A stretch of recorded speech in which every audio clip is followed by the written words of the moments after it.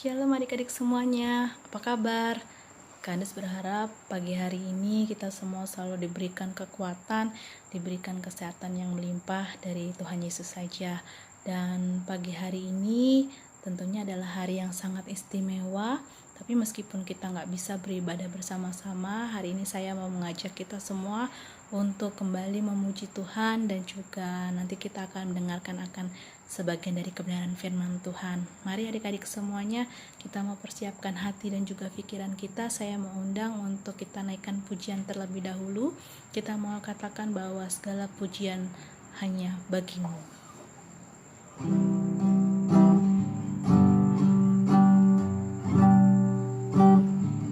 Segala pujian syukur bagimu, Kau hadir dalam hidupku. Kini ku datang sujud di hadapanmu, memujimu, menyembahmu. Yesus, ku menyembahmu. Segala pujian syukur bagimu, Kau hadir dalam hidupku. Kini ku datang sujud di hadapanmu, memujimu, menyembahmu. Yesus, ku menyembahmu. Yesus, ku menyembahmu.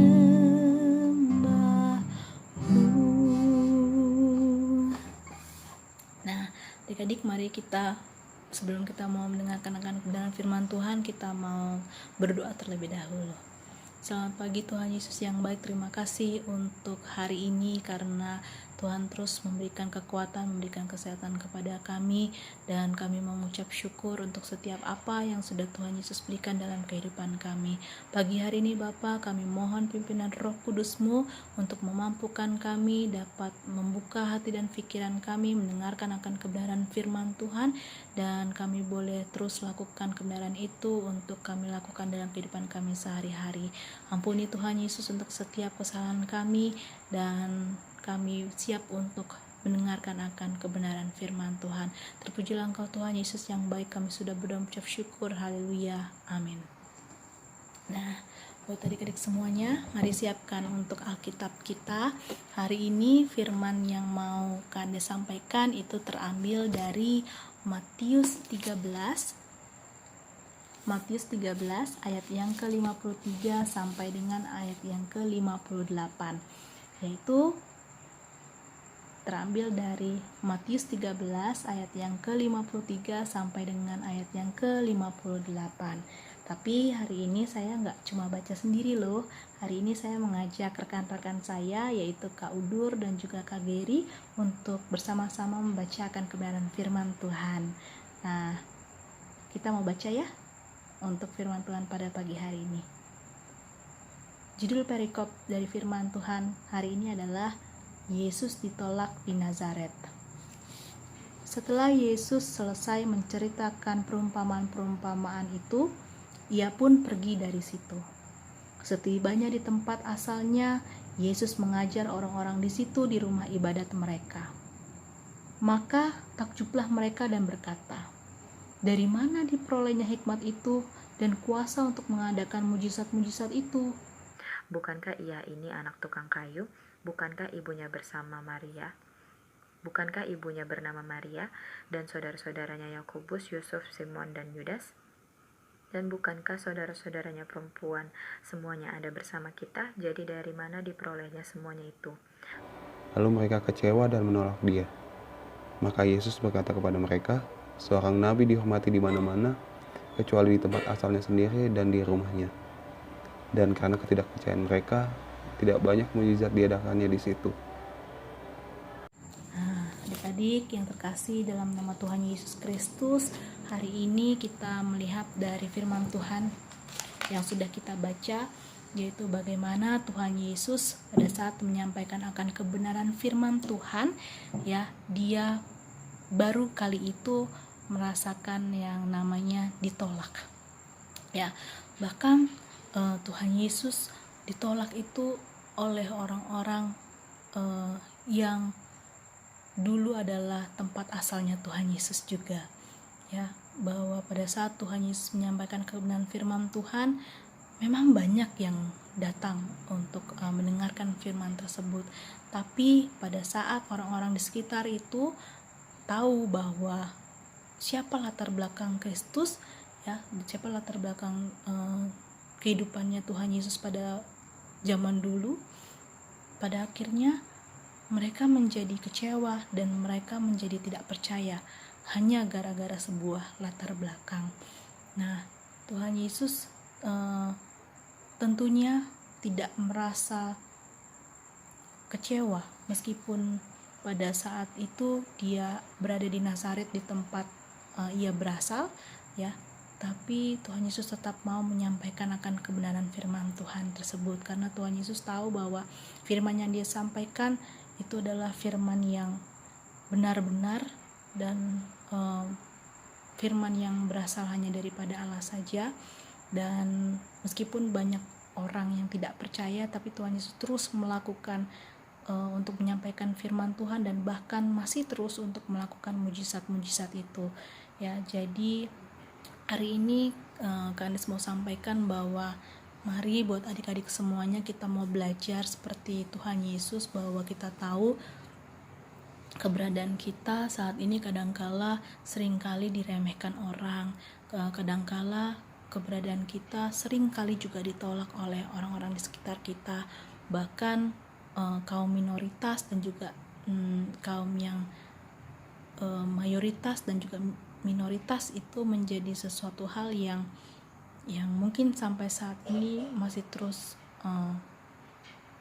ada perbedaan-perbedaan yang sangat mencolok, ya kan gitu. Tapi saya mau menyampaikan tentang firman hari ini bahwa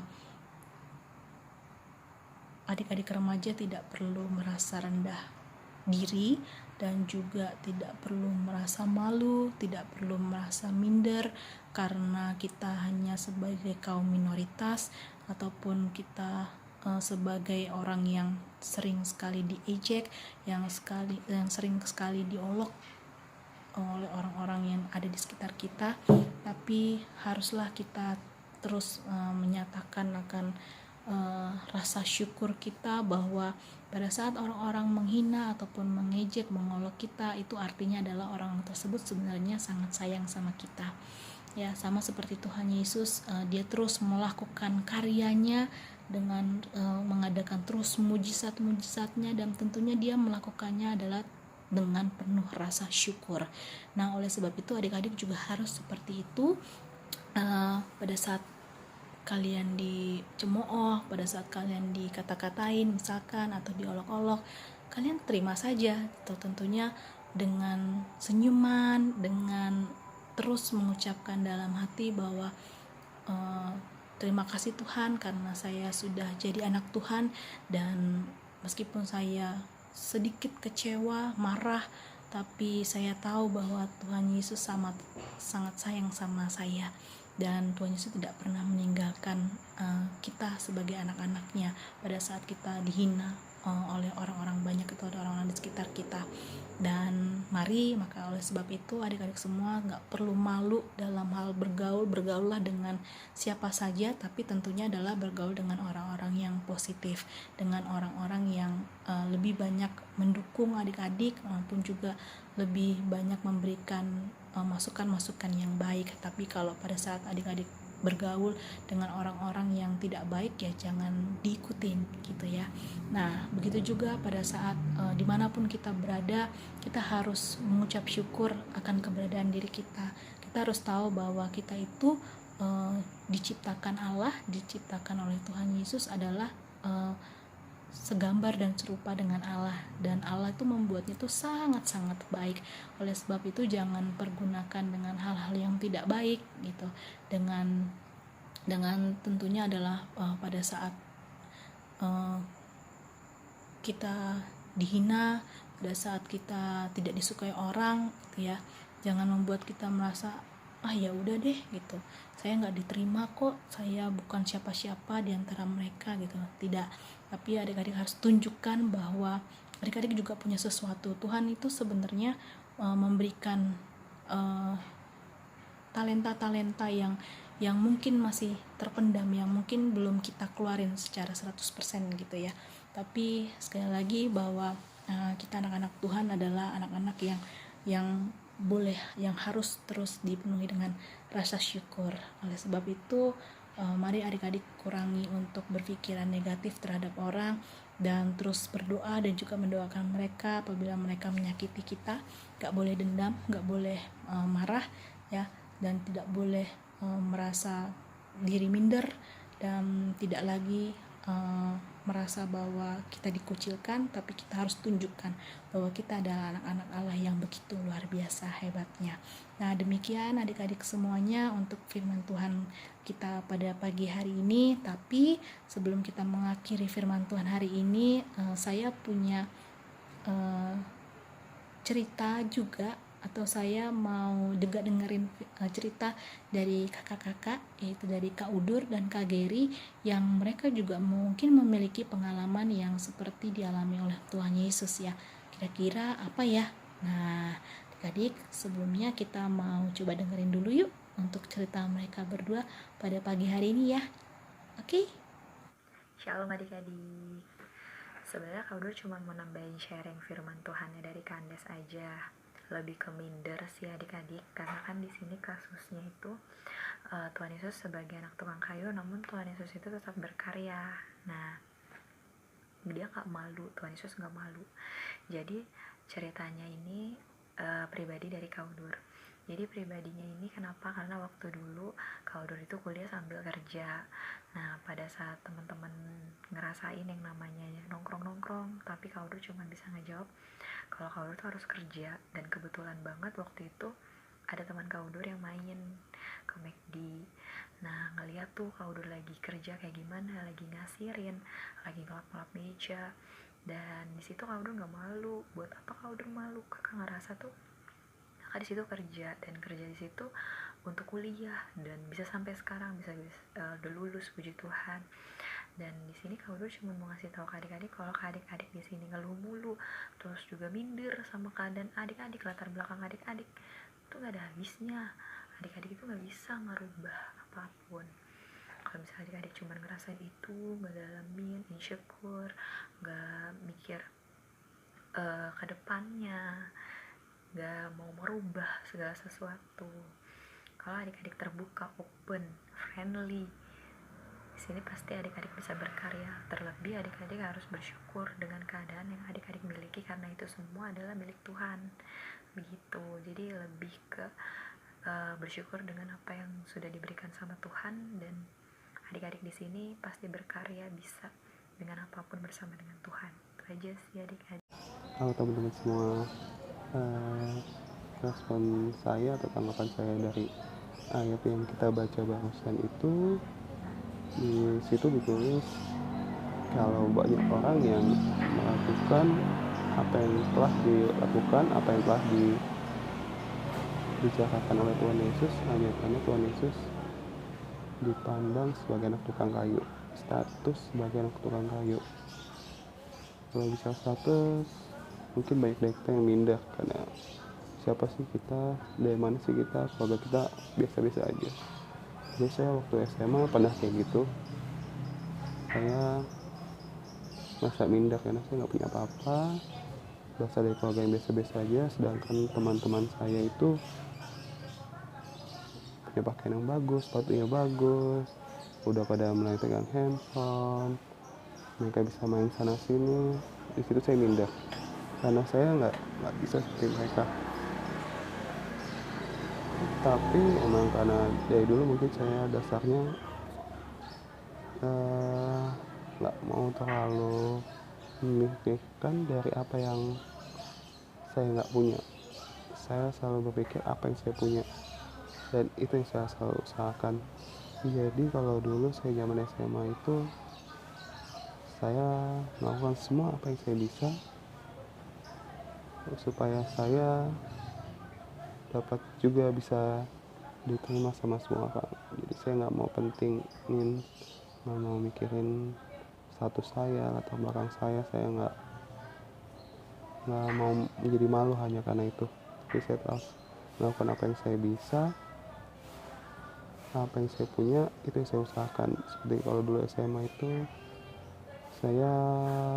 menurut saya tuh cukup lah dalam berolahraga. Saya dulu sangat suka olahraga.